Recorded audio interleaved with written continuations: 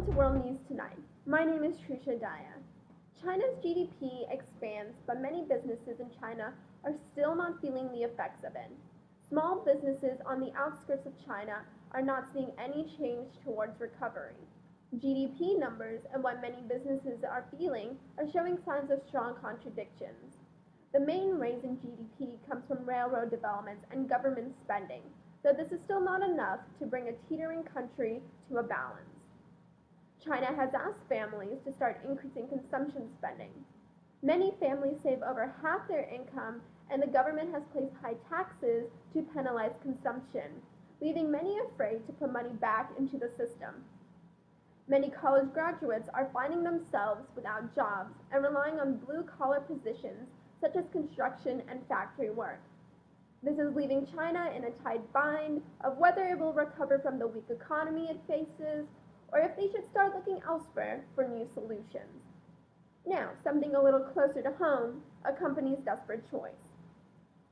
Microsoft, which is now 39 years old, said on Thursday that it was laying off up to 18,000 employees.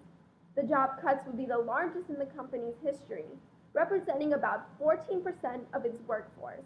On Thursday, the CEO said in an email to employees that layoffs were an effort to move faster, a message that he was trying to get across repeatedly in recent months. The job layoff has hurt many workers in what their next step should be. The families are really starting to feel a crunch from the lack of income they will shortly be faced with. Now over to my colleague, Tamika. Thank you, Trusha. It appears that the job market is improving, but we shouldn't get our hopes up that the labor participation will rise anytime soon. As of June, only 63% of Americans over the age of 16 participate in the labor force, compared to 66% in 2007.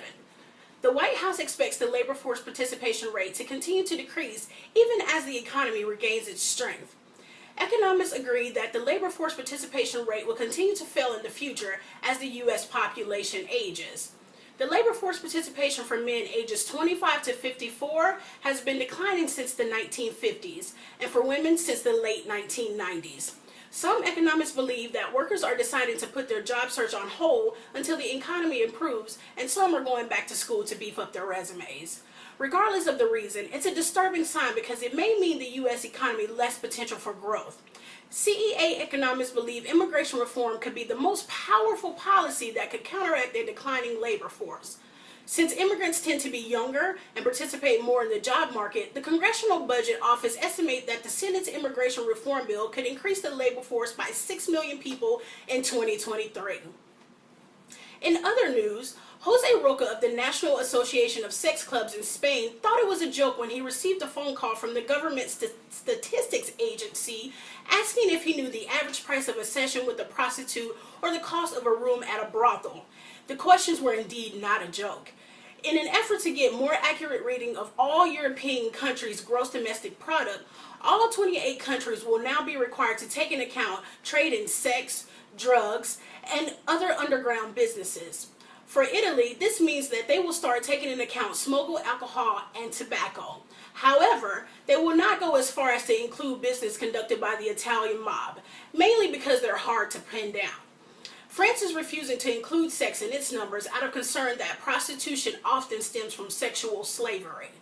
For some governments, the illicit activities will not count for much, but in the Netherlands, these activities count for close to 0.4% of their GDP. Statistic agencies believe that whatever the increased ratios may be, debt will not be easier to service because taxes cannot be collected from illegal activity. I'm Tamika Woods, and thank you for tuning into World News Tonight.